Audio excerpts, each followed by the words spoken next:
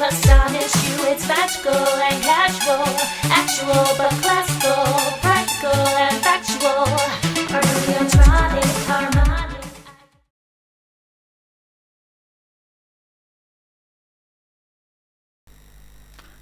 So, you own your own house, and you've heard that there's been some changes in the way that banks have been measured, but you haven't really put two and two together, have you?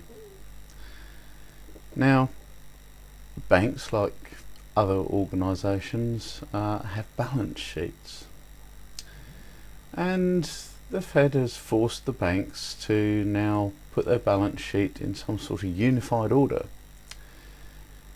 And there's been some quite big changes, and some banks have failed the stress test and other banks have passed. But there is one thing now that has happened across all these banks, and that is the way that they count their assets has changed. Now, in the past, if a bank gave you a mortgage on a house, it simply added that as an asset, discounted slightly by the possibility that you might not pay it. So let's say you had a $100,000 mortgage, then the bank might claim 85% of that mortgage, or $85,000, as an asset, and this makes its balance sheet look really good. But the Fed realised that in actual fact this is not the case, because banks are allowed to do fractional reserve accounting. Only 10% of that is money that was risked by the bank. The rest has kind of magically appeared. So suddenly the mortgage accounts of the banks were mostly not counted as assets. And this has caused a large revision in the way that banks see property and the way that banks will manage their mortgages. Now, let's say you've got a home that's worth $200,000, you've got your $200,000 mortgage on it, of which you may have paid back say $30,000 or $40,000, so you've got $260,000 outstanding. Now the bank, their share of that, which goes towards their balance sheet as an asset, is only going to be around $25,000 or $26,000. However, if the bank evicts you and repossesses your home, suddenly they've got the full value of the home on their balance sheet. And this is exactly what happened after 2007, with all these homes being repossessed, and there was the robo signing debacle that we all know about. And this was done simply to boost the bank's balance sheets, so that technically they did not become insolvent. Now all of these, well, not all of the properties haven't been resold, but a lot of the properties have still not been resold, and many of them the banks aren't even interested in selling them. So what's going on there? What's going on there is that those properties are still on the bank's balance sheet at their original value. Yes, the property is now falling down. The garage door has got graffiti sprayed on it, you've got holes in the windows, you've got the siding that's been infested by termites, and basically anyone that wants that house is now going to have to raze it to the ground and start again. It's not really worth a lot, apart from the value of the land it sits on. However, in the bank's nice, cosy financial fantasy world, it still has the value that it had when it was repossessed. Yep, that's right. So now, with this re-regulation, the Fed has actually created a class of banks that don't give a damn about repossessions.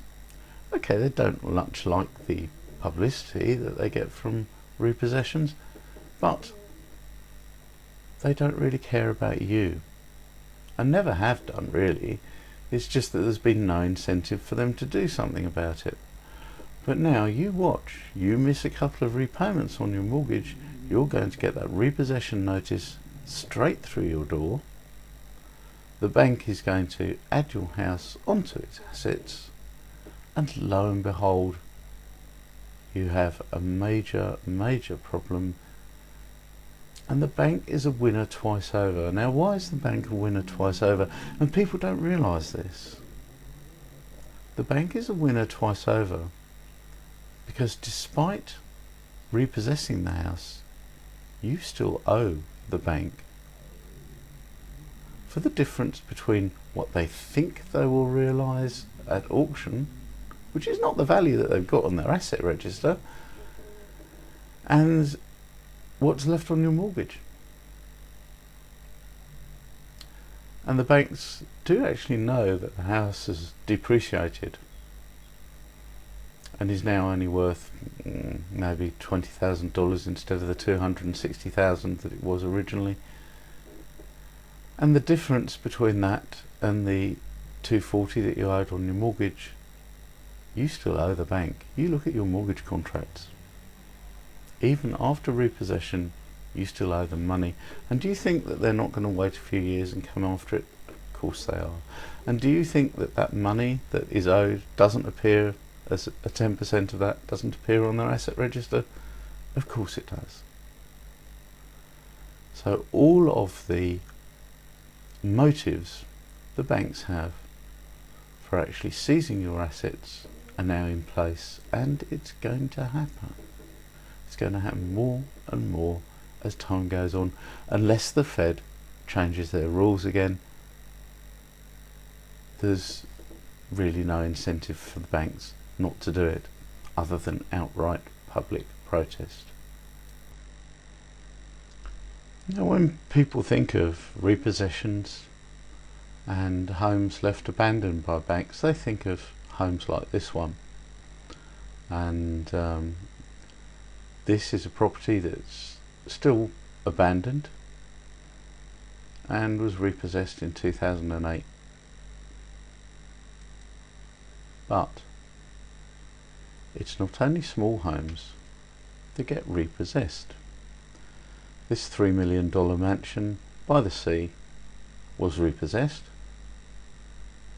and I think it stood empty for something like 3 years before a buyer was found.